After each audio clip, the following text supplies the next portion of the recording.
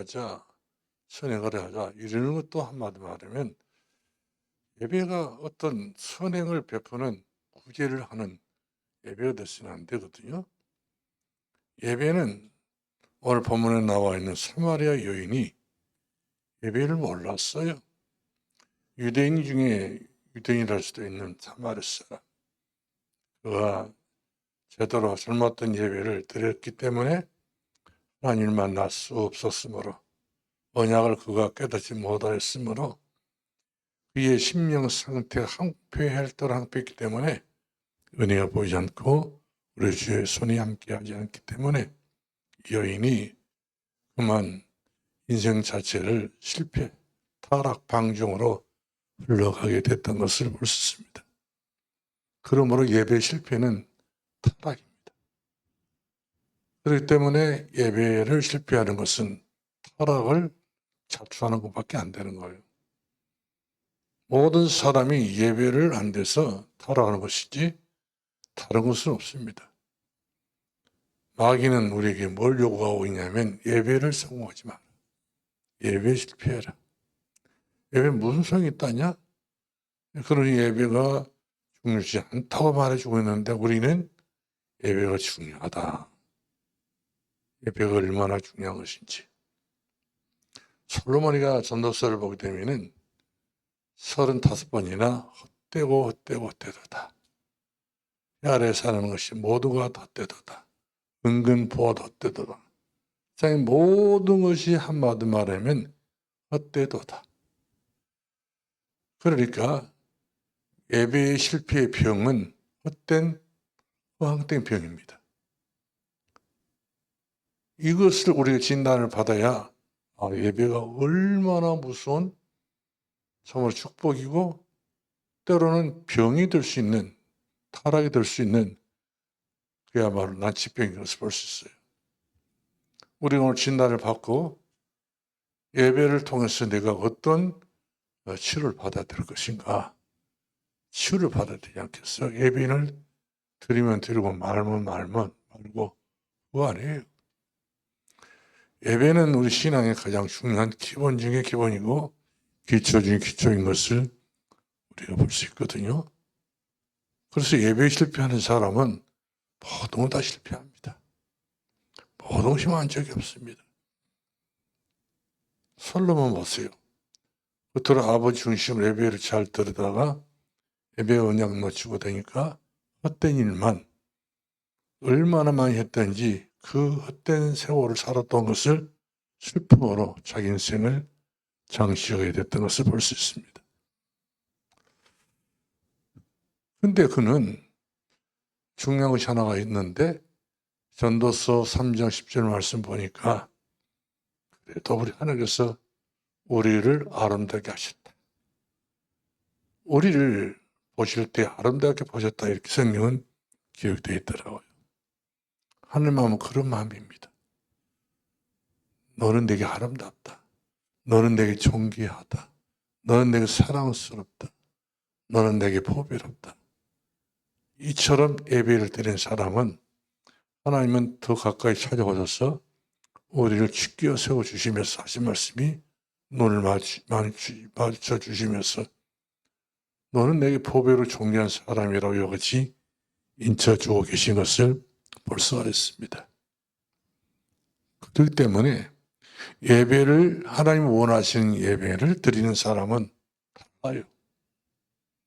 제가 군대 가가지고 저 강원도 하천군 상세면 강원도 하천군 상세면 신풍리 8호 포병부대에서 근무하고 있었을 때 얼마나 10월 달에 자대 배치 받아가지고 공부를 하게 됐는데 이 강원도 날씨는 보통 날씨가 아니더라고요. 엄청 추워요.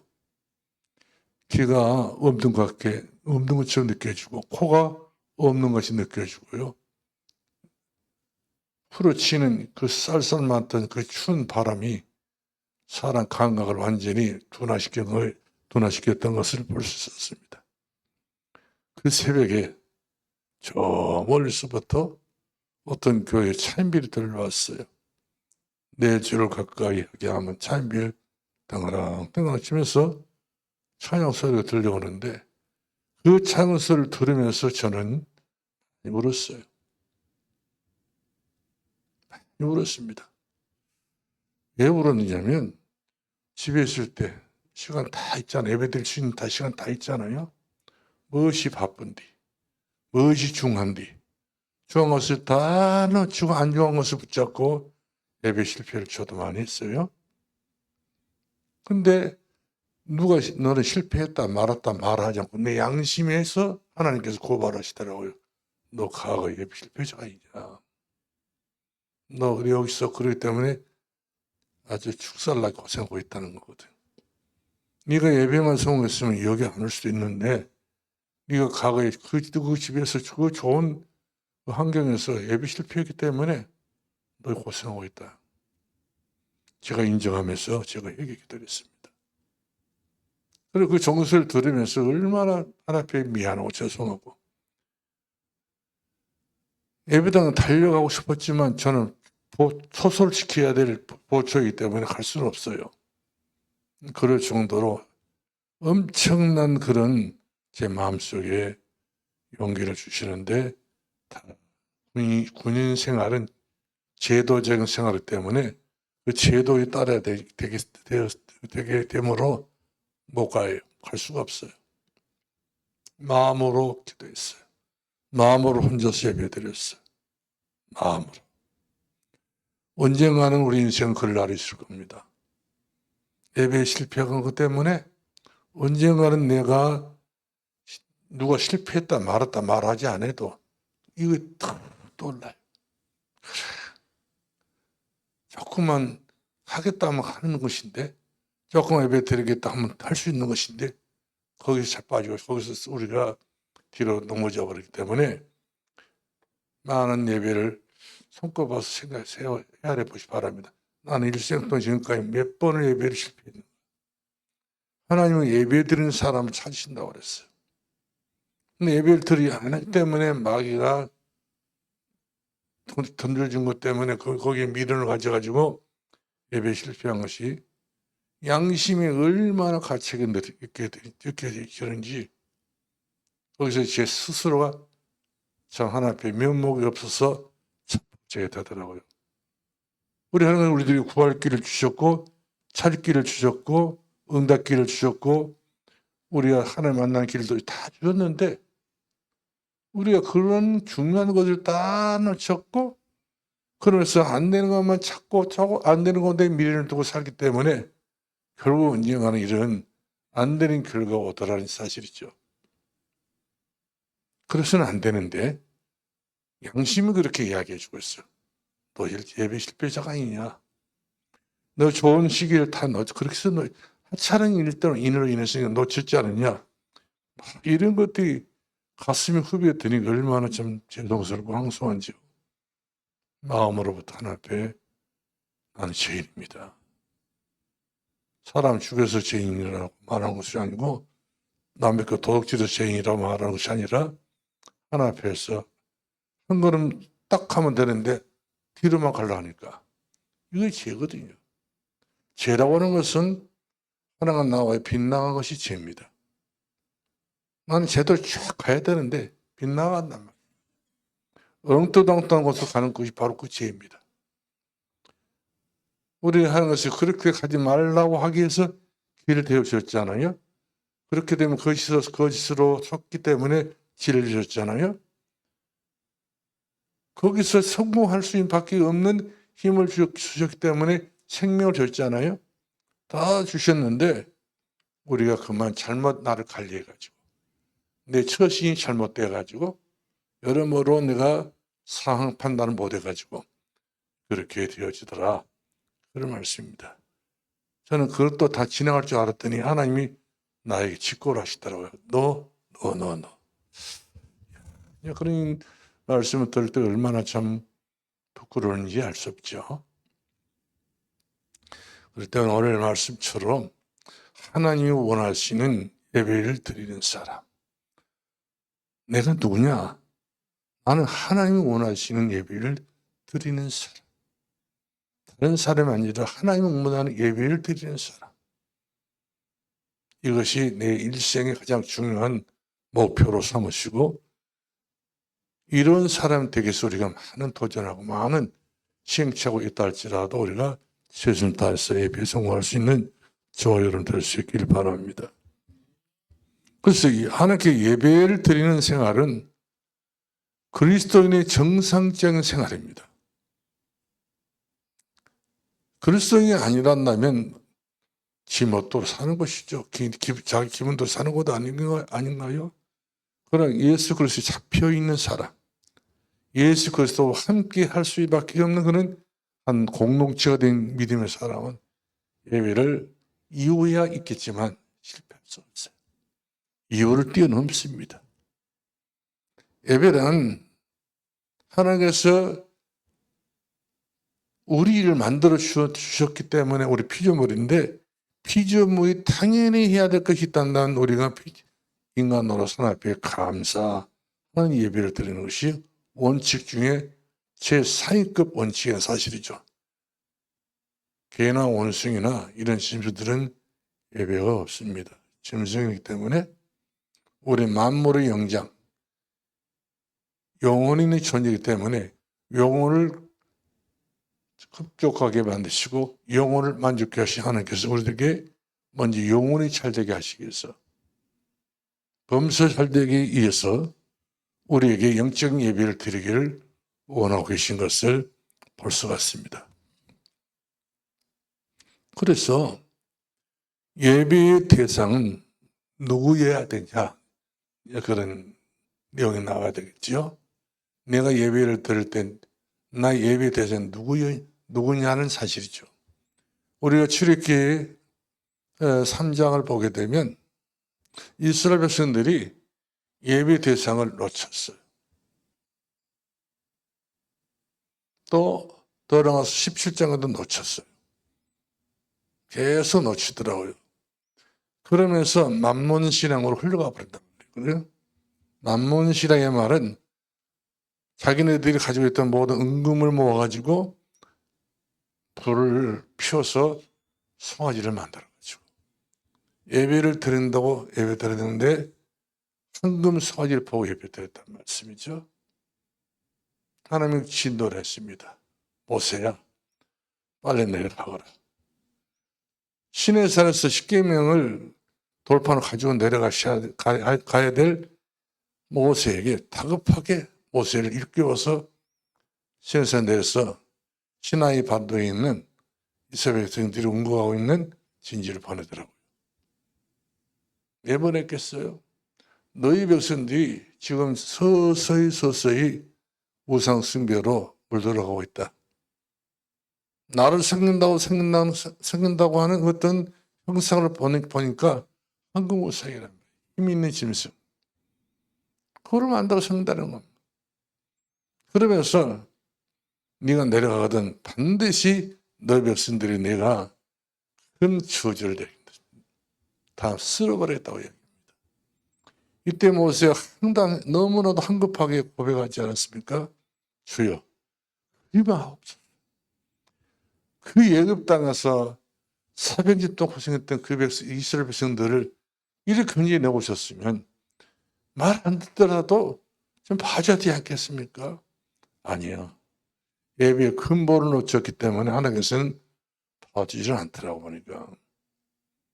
그러니까 모세가 아버지 하나님이요. 내 이름을 생명책에서 빼더라도 저들을 멸하지 마옵소서. 지도자로서의 자기 백성들 그만큼 애끼고 사랑하는 모습을 볼 수 있었습니다. 그와 같이 모세도 그것이 잘못된 겁니다. 자기 백성이 아무리 귀하고 소중하다 한다 할지라도 저희 백성이 우상숭배에 와서 묵과하면 되겠어요? 우상숭배에 대한 대가만큼 반드시 하나님이 치르겠다는데 그러지 말라고 이렇게 당부하는 것을 보게 되면 잘못된 조언이지요. 깨우쳐줘야 하던 것이 인생을 볼 수 있어요. 그런데 안 깨우쳐지기 때문에 어쩔 사람에서는 최고 수단으로 이들의 생명을 쓸어버리겠다 이렇게 말씀해주고 있는데 너무나도 모세가 무서워가지고 누가 보더라도 누가 할더라도 여호와 하나님께서 자기 백성들이 데리고 강령 나가더니 다 죽여버렸네, 다 쓸어버렸네, 없애버렸네, 이렇게 하게 되게, 이렇게 말이 돌게 되게 되면 하나님 낯이 어떻게 되겠습니까? 하나님 그렇게 대화를 하면서 얘기를 하더라고요. 그렇죠?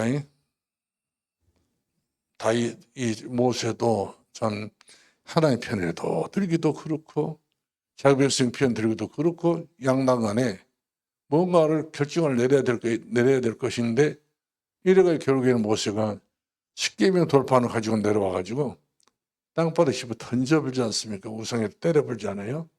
다 바짝 깨져버렸어요. 또다시 모세는 그 돌판을 깨졌던 것을 보고 시내산에 올라가가지고, 이 시내산이 여러분들 뭐 그냥 시내산이께 저 시내가에 있는 시내산이라고 생각하는 모르겠지만 엄청 높아요. 새벽 성지 순례하신 분들은 2시, 3시에 일어나가지고 그 높은 산에 올라가는데 기어가 올라가답니다. 꼭꼭 기어가야 돼요. 그렇게 멀어요. 작을 뿐이 돌뿐이고. 그렇게 한 1시간 이상인가 2시간 정도는 낙타를 타야 돼요. 낙타를 덩거리 빨갛게 튀어나왔잖아요. 이 우리 몸매가 안 맞아요. 이 낙타는 그런데 동작동을 하다 보니까 이 궁둥이 뼈가 다 부러질 것 같아. 어떻게 우리 몸매가 안 맞아요. 낙타는. 다른 짐승은 다 산은 못 올라가는데 낙타는 올라간다 하더라고요. 그런 낙타가 거기에 사용된 것을 보게 됩니다. 이런 모든 과정들이 전부 다 예배 흐름 속에 하는 것이 이스라엘 백성들 인도하기 위해서 그렇게 작업을 하시고, 모세 또한 마찬가지 하나님 앞에 진짜 우리가 예배된 예배를 드리기 위해서는 어떤 어려움 속에서도 예배만큼 1순위로 드려야 된다고 하는 순위의 가장 중요한 입장에서 모세가 하나님 앞에 간곡히 부탁하게 됐던 것을 볼 수가 있습니다. 근데 복음 없는 사람들은요, 오늘 어제도 다 우상숭배 했지 않겠어요? 복음 없는 사람들은 생명 없는 우상 앞에 절합니다. 생명 고운 앞에 절합니다. 모두 다 하나가 생명이 없습니다. 다 그런 거대, 차는 거대, 조그만 인정머리 때문에, 정 때문에 못 끊어가지고. 신앙은 정으로만 안 됩니다. 믿음으로 하나님 앞에 접근하는 것이지 정으로 접근하는 것 아니에요. 인정 가지고 하나님 앞에 접근하는 것 아닙니다. 하나님 나와 이것은 철두철미하게 내가 지켜야 될 상황이에요. 최선을 지킬 수 있는 그런 믿음의 선인 것을 볼 수 있어요. 그래서 이스라엘 백성들이 예배를 잘못 드림으로 인하여서 얼마나 그 예배 실패 이후에 그 곤욕이 후대들이 고통을 받고 있잖아요. 후대 고통은 한마디만 전부 다 조상들이 어른들이 전부 다 예배다운 예배를 제대로 하나님 앞에 상달되게 드리지 못했어요. 예배는 하나님 받으실 때 상달이 돼야 되거든요. 올라가는 예배를 해야 돼요. 여러분들 향불을 피우면 향이 어디로 올라가지? 하늘로 올라가지 않습니까? 우리 예배가 지금 이 자리에서도 뭐 이렇게 올라간다 만다 이렇게 말할 수 없는 환경이 있지만, 그러나 영적으로 우리가 드린 예배는 하나님 앞에 상달되어 올라가는 예배예요. 그렇기 때문에 예배가 그렇게 중요한 것이죠. 우리 요한계시록 보게 되게 되면은 예수님께서 금촛 7뼈를 붙잡고 주의종을 붙잡고 금촛대 사이에 따인 주께서 한 사람 한 사람 어떻게 예배를 드리고 있는가를 보신다고 했어요. 이것이 삶에 대한 응답을 찾아온다는 것이죠. 생활로, 가정 안에서, 가문 안에서. 그러니까 내가 예배를 드린다고 하는 것은 집안 식구의 전체적으로 봤을 때에 가장 중요한 그 책임감이 있다는 것이죠. 그러므로 예배는 책임감이 없는 예배가 없어요. 다 책임이 다 있습니다. 그러므로 나의 예배가 후대들에게까지 영향을 줄 수도 있고 영향을 끼칠 수 있기 때문에 넉넉하게 우리 들이 앞으로 은혜 속에 살아갈 수 있도록 하기 위해서는 내가 먼저 은혜 받는데 최선을 다해야 된다. 이 은혜는 놓쳐서는 안 되는 사실이죠. 선물이기 때문에. 그러므로 세상의 모든 것이 전부 다 돈, 권력, 그리고 여러 가지 금력을 가지고 우상숭배를 지독하게 하는 사람도 있습니다. 그걸 안 놓쳐버리기 위해서. 그런데 이 모든 것은 전부 다 창조주 하나님 손에 다 있습니다. 오히려 복음 없는 사람들이 땅을 많이 차지하는 것, 복음 없는 사람들이 돈을 많이 가지고 있는 것은 그분의 본인에게는 굉장히 주어집니다. 그러나 하나님께서 그들이 돈 많이 갖게 만든 것은 그들이 돈, 재산을 많이 가지고 살게 된 이유가 바로 뭐냐면 세상을 유지하기 위해서 그런 것 뿐이지 다른 것도 없어요. 그런 돈 가지고 그들이 복을 받는 것은 절대 아닙니다. 불려서 이렇게 넉넉하게 유복을 살라지 모르겠죠. 그러나 그것이 바로 그 인생들에게 기복은 될 수 있을런지 모르겠지만 그것은 응답은 없습니다. 축복은 없어요. 그래서 예배의 대상이라고 하는 것은 바로 뭐냐면 요한계시록 잘 나왔잖아요. 4장 8절 말씀 보니까 4장 10절 말씀 보니까 5장 9절 말씀 보니까 이렇게 해서 계속적으로 예배가 얼마나 중요하다. 그런 결론이 난다 말씀이죠. 살아계신 하나님 앞에 마음을 다하고 뜻을 다하고 성품을 다하고 힘을 다하여 목숨을 다하여 주 너희 하나님을 사랑하라. 예배는 하나님 사랑하는 것이 예배예요. 하나님이 징그러운 사람들은 예배 못 드립니다. 성인권이 그렇게 하지면 안 되겠죠.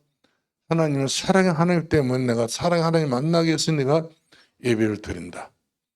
그러면 그 사랑이 내 안에 돌아오게 되면 그 사랑이 차고 넘쳐서 그 배 생수처럼 이와 같이 터져서 모든 일을 살릴 수 있는 그런 생명수의 강이 이루게 되는 것을 말씀해 주고 있는 것을 보게 됩니다. 그래서 예배를 위한 바른 자세가 필요해요. 얼마든지 발 뻗고도 예배 드릴 수 있고 코를 골면서 예배 드릴 수도 있고 여러 가지 예배 형태는 다 이야기를 할 수 있겠지만 우리는 공동체 예배잖아요. 공적 예배라는 말씀이죠. 우리가 드린 예배는 모두 다 함께 같이 드린 그런 공적 예배였기 때문에 이 예배만큼은 모든 이들로 하여금 불편함이 없어야 된다는 사실이죠. 그렇기 때문에 나의 중심의 예배가 돼서는 안 된다는 말씀. 모두를 다 생각해 보니까 내가 이렇게 예배를 불성실로 드려서 안 되겠다.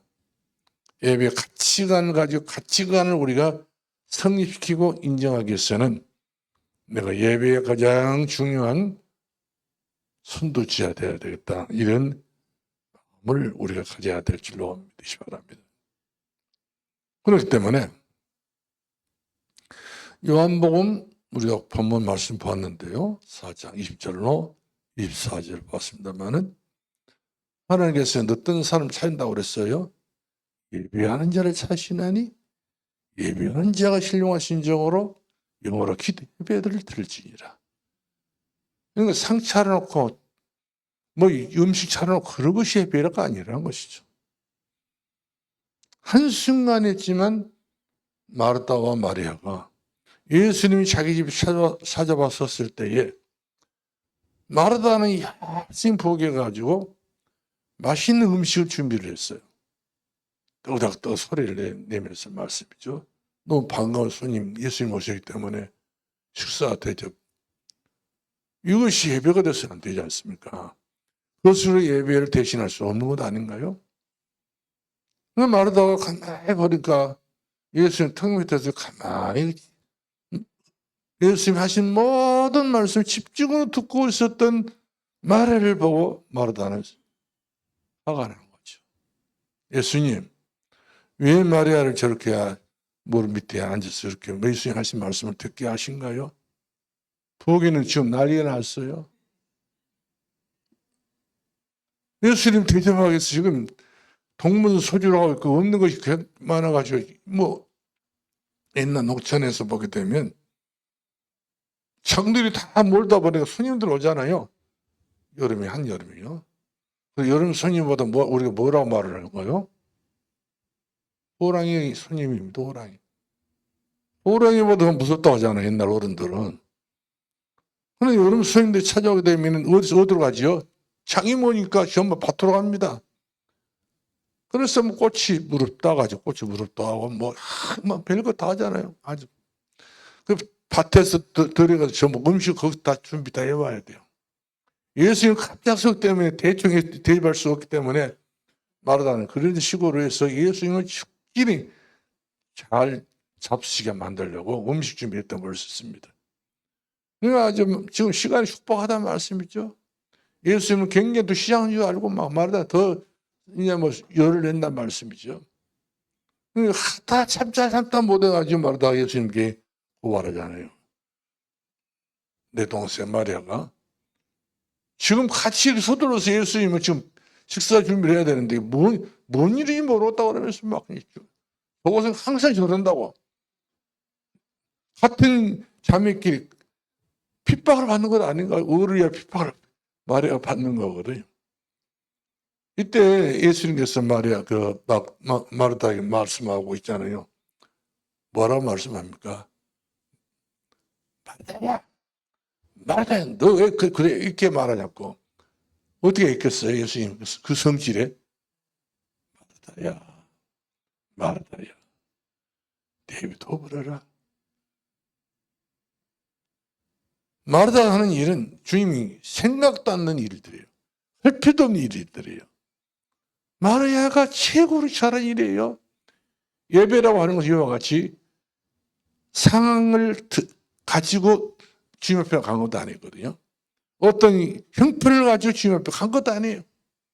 중간 낯사이는 한마디 말하면 완전히 개방된 대면의 예배인 거 볼 수 있어요. 여기에 대해서 그 어떤 누구도 말을 평가할 수 없는 것이 말에 대한 어떤 그 책임을 물을 수도 없는 거예요. 내가 어떤 문제에 있다 안 날지 예수님 앞에 문제 해결자한테 가버렸을 때 끝나버린 거예요. 마르다는 안 끝났어. 예수님이 식사하셔야 돼. 잘 잡숴야 돼. 이빨 수시기를 줘가지고 이빨 수시기도 전부 다 이렇게 해가지고 예수님이 잘 잡숴 가신 것을 본 것이 이 신앙 그것이 아니거든요. 헌신이 목적이 아니라 사실이죠. 사명이 먼저가 아니에요. 여러분 진짜 어떤 사명을 감당하다 보면 열날 때가 있습니다. 예배가 먼저였지 사명이 먼저가 아니라는 거거든요. 그러니까 어떤 사람들은 막 마르다처럼 사명 때문에 불이 난 사람이 있습니다. 그거 아닙니다. 옛날에 신방해보면 제가 신방해보면요. 메시지 들으려고 하지도 않고 마음 어디가 있어요? 부엌에 다 있어. 하여튼 그릇마다 전부 다 무엇을 담아놔야 돼. 하나 차야 마음이 놓아 예배 드린 척하고 이렇게 옆에 가만히 있지 덜 찼으면 또다시 들쑥들쑥해가 또 일어납니다. 예배를 드리러 저는 예배를 드리러 갔잖아요. 그 집에 성도집 갔는데 본인은 예배하고 딴 생각을 하고 있다니까. 이 예배의 코드가 맞아버린 거예요. 그 집에 정령 필요한 것이 바로 말씀이거든.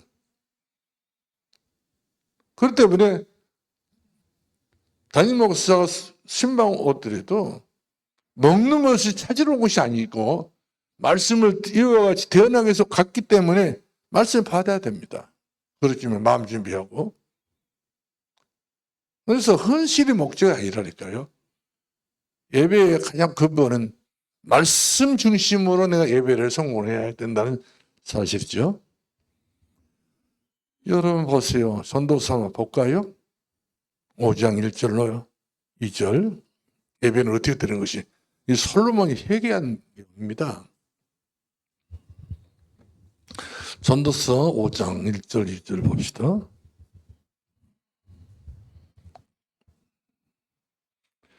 자, 찾으시니 알고 한번 같이 읽어보도록 하겠습니다.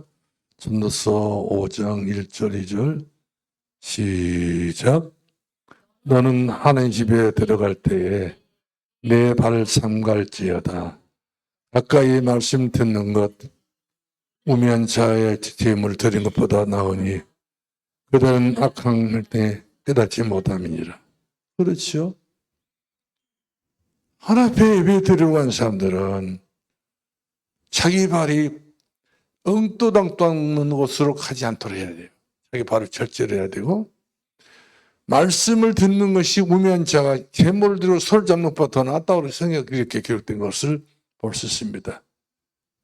말씀을 듣고 깨닫지 못한 사람들은 결국 행악한 자의 악을 행한단 말이거든요. 자, 2절 말씀 또 보죠. 시작. 너는 하나님 앞에서 함부로 무엇을 열지 말라고 그랬어요? 입을 열지 마라. 입을 잘못 털다가는 입도 턴다고 그랬더라고 보니까. 그러면 거기에 대한 상황은 내 책임을 져야 돼요. 그렇기 때문에 너는 하나님 앞에 함부로 입을 열지 마라. 급한 마음으로 말을 내지 마라. 급하지 마. 말을 하지 말라는 거거든요. 이스라엘 백성들이 여리고성을 돌 때 말하고 그렇게 해서 떠들어가지고 여리고성이 무너졌는가요? 말하지 않는 건 무서운 겁니다. 말하지 않았는데 결국 와가지고 여리고성이 말씀 따라서 순종했더니 여리고성이 무너지게 됐던 것처럼 그렇습니다. 그게 중요한 것입니다. 하나님은 하늘에 계시고 너는 땅에 있음이니라. 그런즉 마땅히 말을 적게 하라. 말을 얼마큼 하라고 그랬어요? 적게 하라. 앞으로 말을 적게 할까요? 많이 할까요? 어떤 분은 한번 묻고 계시는 것 같은데 적게 해야 돼요. 가치 있는 말을 해야 돼요. 값어치 있어야 돼요. 이 말을 가장 합리적인 말이 돼야 되고, 말을 자꾸 내 말만을 자꾸 하다 보니까 남의 말에 경청을 하고 설교에 경청을 하는 겁니다. 이것이 큰 실수인 거예요. 마귀가 그렇게 우리에게 틈을 주는 걸 볼 수 있잖아요. 그럼 예배의 내용이 바로 뭐냐? 예배 내용이 여러 가지 순서가 다 있지 않습니까? 예배의 순서가. 주보를 보면은 임내성도 나오고 예배에 대한 여러 가지 순서가 나오잖아요. 그리고 최고의 그 으뜸이 바로 찬미입니다. 예배 최고의 예배라고 하면 찬송의 예배예요. 우리 찬송을 들을 때에 그때부터 내 예배 공식적 예배로서 이렇게 이제 하나님 앞에 상달되어져 가는데, 이 공식적인 예배에 내가 부르던 이 찬송가 과연 올라갈 것인가 말 것인가 생각하면서 여러분들 찬송 부르시기 바랍니다. 이 정도로 내가 찬송 부르는 이 예배가 하늘문이 열리고 만문이 열리고 김문이 열리고 심령의 문이 열리고 가문의 문, 복음의 문 다 열릴 수 있는 그런 문을 열 수 있는 그런 키가 있냐 이 말이거든요. 찬송도 그냥 부를 수 있어요. 그러니까 내가 부르는 이 찬송가 문을 얼마큼 여느냐, 그냥 내 마음부터 열어야 되고 내 심령문도 열어야 되는 것이고 하늘문도 열어야 되는 것이고 다 열어야 돼요. 어떻게 찬양으로 열린 거예요? 다 이렇게 열려가지고 우리가 여기서부터 회개도 나오고 감사도 나오고 이런 역사가 이제 맛을 봐야 되겠죠. 그러면서 이제 기도를 하지 않습니까? 대표 기도를 했든 내가 또 기도를 했든 간에 기도를 같이 기도를 하잖아요. 그러면 이 기도를 했을 때 내 기도가 하나님 앞에 상달되어서 올라가는 기도가 되어져서 하는 것에서 그 내 기도를 받아보실 때에 들어보실 때 진짜 이 기도가 필요하다, 급하다 했을 때 하나님께서는 그야말로 속도함을 가지고 일하지 않겠습니까? 그 다음에 말씀입니다. 우리가 10편, 70편 1절 말씀 본다든지 느헤미야 우리 6장을 보더라도 8장을 보더라도 그 하나님의 말씀을 계속 읽어 나갈 때에 아멘 다 일어나가지고 울면서 감사하면서 감격하면서 이와 같이 이스라엘 백성들이 기도했더라고요. 말씀 들었더라고요. 설교를 들었습니다. 우리 사도행전 2장을 보게 되면 베드로가 뭐 그렇게 설교를 잘하는 분이 아닌 것 같아 보니까. 근데 이 광장에서 설교를 하게 됐는데 얼마나 많은 사람들이 가슴을 치고 회개하면서 우리 어찌할꼬? 어떻게 하여 우리가 구원을 받을 수 있습니까? 물었더니 베드로가 또 사도들이 말하기를 주 예수를 믿고 회개하고 제산 받고 성령을 받아라. 가장 중요한 근본적인 신앙의 원리를 지금 이야기해 주고 있어요. 그 원리에 따라 자기들이 입각해가지고 자기들이 모였던 그 무리들이 전부 흩어지지 아니하고 그때 자기네들이 들었던 그 예배가 3천 제자가 일어나게 됐다고 볼 수 있습니다. 사도행전 2장 41절에 말씀은 한순간에 사람을 변화시켜버려요. 하는 말이 필요치 않습니다. 어떤 정말 대학생이 교회에서 전도 강의를 듣고 전도를 가자고 하니까 아무리 생각해 자기는 전도를 못할 것 같거든. 난 전도 못한다. 얘랑 커피숍에 가가지고 커피를 마시고 돌아올 때쯤 되면 그때 서울시 내려가야 되겠다. 교회를 가야 되겠다 했는데 커피숍에서 커피를 시켜서 먹으려고 하는데 바로 옆자리에서 어떤 중년 여인이 얼굴을 보니까 인생 포기한 인생이 희망도 소망도 없이 그야말로 처절하게 짜기는 그런 몸꼴을 가지고 너무 이상하게 예리하게 봐져가지고 이 사람이 내가 가서 말하지 않으면 안 되겠다 생각이 딱 들어가지고 그 여인이 가서 이야기했더라고 보니까 저는 교회 아무개 교회 전도로 나온 사람인데 묘하게 커피숍에 차를 마시고 있는데 어쩌면 당신의 그 몸꼴을 보니까 제가 꼭 옆에서 이야기 좀 들어봤으면 쓰겠다고 그러면서 이제 제 이야기를 좀 먼저 제가 하겠다고 자기도 예수 믿었다고 이야기하겠다 먼저 하게 된 거거든요. 쭉 간증하고 쭉 예수님을 설명하고 예수님을 그렇게 잘하지도 못했다고 자기 이야기 그런 이야기들을 잘하지 못했다고 하더라고요. 근데 불신자는 그것을 잘하는지 못하는지 모르잖아요. 그런데 전도를 했는데 그 사람이 앵글 그렇게 울더라는 거예요.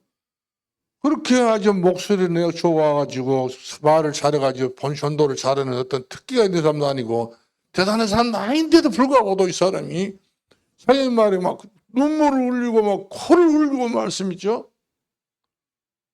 물어봤더니 결과에서 자기가 고백하더래요.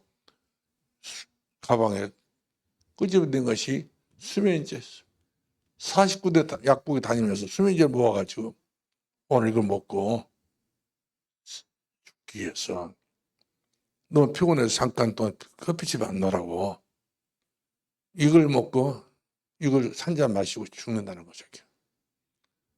그런데 자기도 옛날에 교회를 다녔는데 오늘 이처럼 이런 중요한 자리에 학생을 만나가지고 너무 기쁘다고. 당신이 말이야 어떻게 이렇게 말이 저랬던 말한테 예수로 말했으니까 너무 감사하다고. 내가 죽을 이유를 이제 못 찾겠다고. 살아야 되겠다고. 그러면서 그 여인이 약봉을 다 꺼내주면서 나는 집에 가서 살란다고. 그렇게 헤어졌다고 이렇게 이야기하더라고요. 이 진짜 있는 이야기입니다. 어떤 사람은 또 그랬더라고 이야기하더라고요. 이 사람들이 전도를 보내놨는데 왜 그러냐면 중요한 바로 뭐냐면 이 전도 속 복음 속의 말씀 속에서 전부 다 이 예배가 드려진 사람들은요 그만큼 힘이 있는 거거든요. 이 사람들이 전도할 마음도 없었어. 형편이 그렇게 안 되기 때문에. 그래서 전도 현장에 가가지고 좀 그늘에 앉아서 이 시간을 보내고 있는데 어떤 남자분이 자기 곁에 오더라는 거거든요. 그래서 예수님을 한번 노는 입에 뭐 복음이라도 한번 전해봐야 되겠다. 왔으니 그 사람이 옆에 왔으니까 기회다 생각가지고. 근데 아무리 자기가 좋은 목소리를 내고 그야말로 말을 잘 해보려고 했는데 잘이 안 나오더라고요. 예수님이 벌써부터 자기한테 브레이크 걸는 거예요. 근데 이 사람이 그 심각하게 복음을 받아야 된다는 말씀이죠. 그러나 나중에 물어봤더니 어떻게 제가 그렇게 전도 잘도 못하는데 제 말을 잘 듣습니까? 내가 여태 만난 사람들이 예수 믿는 사람 만났지 말쟁이를 만나가지고 너무나도 말 너무 많이 하다 보니까 예수를 믿고 싶었는데 너무 쓸데없는 말하고 막 이 말 저 말 주절되니까 귀찮아 예수를 못 믿고 지금까지 살아왔는데 당신 말이 그 뚜렷했다 그 말이 되게 감동돼가지고 눈물 흘리고 일천 예수 영접했다고 그러면서 그 이야기를 하더라는 거예요. 그렇습니다. 하나님 나를 말했지 않는 거예요. 능력이 있는지는 할렐루야. 그래서 말 못한다 전도 못한 것은 아닙니다. 말씀이 우리 주일 예배에 통해 강단 말씀 통해서 우리가 말씀 붙잡고 전도 현장하게 되면요 역사하십니다. 헌금도 마찬가지거든. 헌금도 우리가 하나님 앞에 드렸던 헌금들이요 이것은 나를 드린 거거든요. 그 순간이 나를 하나님 앞에서 이 돈 얼마가는 모르겠지만 그 돈을 묻고 가지고 나를 드리는 거 하나님께서 나를 받아주신 거거든요. 인정한 거예요. 나를 내 믿음 인정하는 것이 그 사람의 그 신용과 그 믿음의 그 분량을 전부 체크하기 때문에 그 사람의 그 헌금은 하나님 앞에 그야말로 쌓아줄 수밖에 없는 보화가 된다는 말씀이죠. 우리가 적선한 것도 아니고 투자하는 것도 아니고 우리가 이제 그 어려운 사람들 돕는 그런 부재용도 아니고 말씀이죠. 나를 드린 겁니다. 내 생명을 드린 거예요. 그렇기 때문에 하나님께서 그 생명 어린 그런 귀한 헌금은 반드시 하나님께서는요 그때를 받으신 거예요. 나를 드려버려, 내 생명을 드려버린 것이요. 내 시간, 내 몸, 돈을, 물질 다 드린 것은요. 나를 다 드린 거 나 포기한단 말이거든요. 이때 그런 나의 중심을 보시하는 것은요. 잘했다. 착하고 충성된 종아 잘했다. 그러면서 그때부터 내 마음이 다 풀어진 거예요. 영혼이 삶이 풀어지게 된 거예요.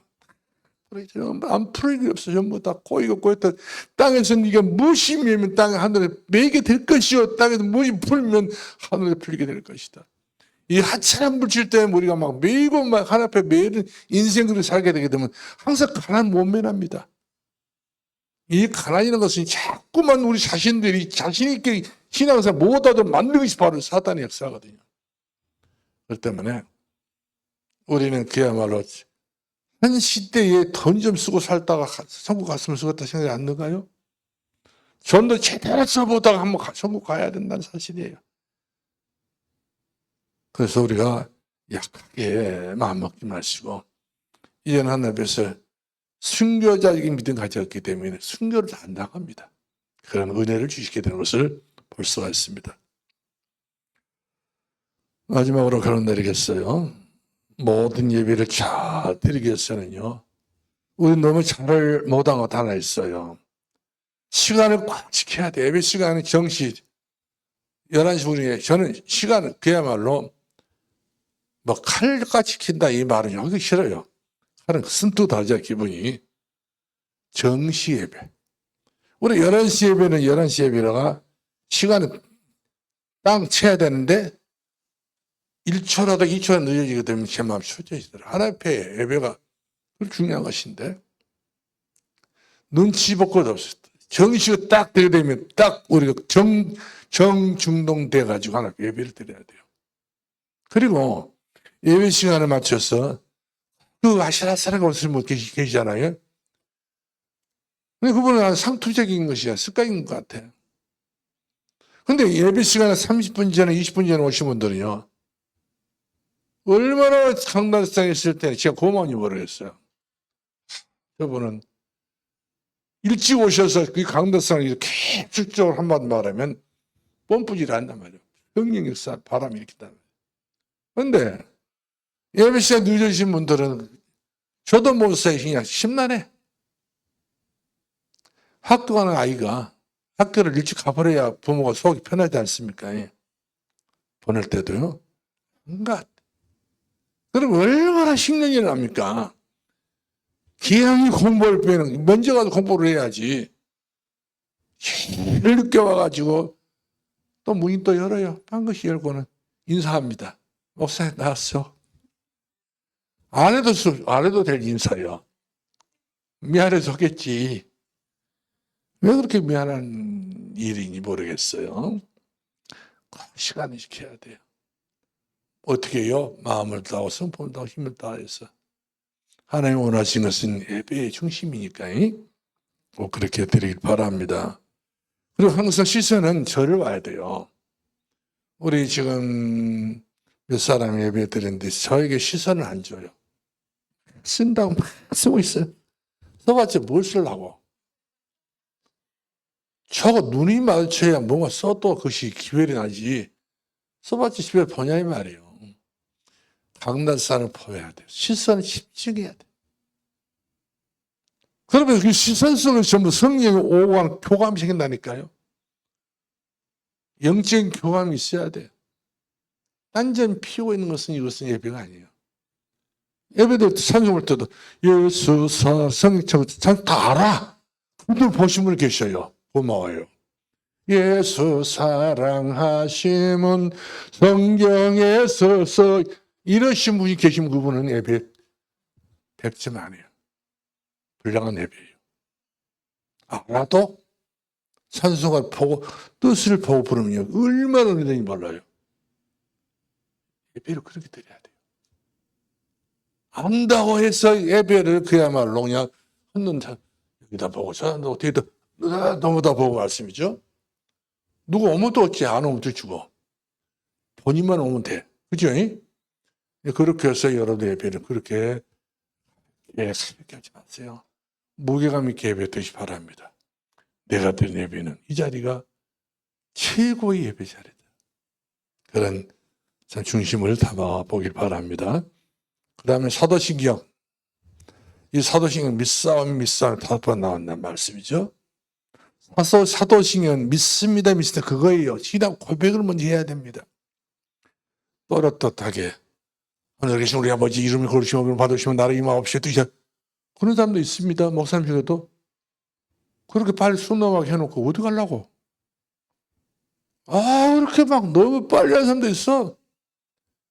예배는요. 한마디 하나가 하나앞에 올라가야 돼. 믿음으로 쭉쭉 올라가야 돼요. 이 맛을 보아야 됩니다. 형식과 가식은 필요 없습니다. 우리 진정성 있는 예배 승리가 되길 바랍니다. 주기도문도 마찬가지입니다. 모든 것 다 정상적인 그런 레파토리가 아니라 정상적인 암송 예배예요. 그렇죠? 주문이 아닙니다. 연불이 아닙니다. 예배입니다. 기도합시다. 은혜와 사랑이 한량없이 많으신 분들의 아버지 은혜를 감사합니다. 오직 우리 인생에 있어서 예배의 무한한 가치를 느끼면서 감사로서 하나님 앞에 접근하고 믿음으로 하나님 앞에 가까이 해서 우리의 사명을 다하는 그날까지 승리할 수 있는 주의 은총을 덧입을 수 있는 복을 받게 주옵소서. 예수님 이름으로 기도합나이다. 아멘.